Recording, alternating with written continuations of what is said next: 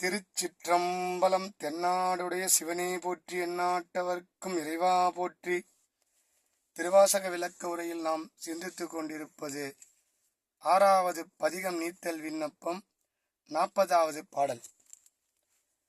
வளைத்தலை மா அன்ன நோக்கியர் நோக்கின் வலையிற்பட்டு மிளைத்தலை அலைந்தேனை விடுதி கண்டாய் வெண்மதியின் ஒற்றை கலைத்தலையாய் கருணாகரனே கையிலாயம் எனும் மலைத்தலைவா மலையால் மணவாள என் வாழ்முதலே அப்படின்னு பாடியிருப்பார்.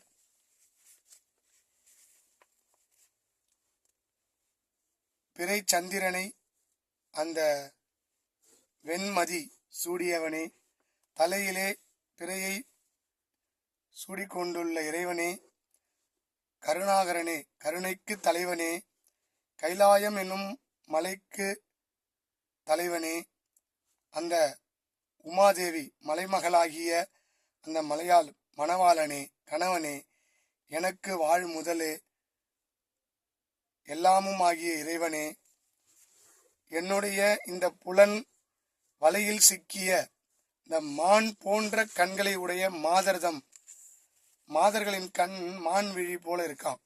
அந்த விழியை கண்டு என்னுடைய புலன் அவங்க பார்க்கும்போது என் புலன் தடுமாறுதப்பா, என்னை விட்டுட்டு போயிடாத.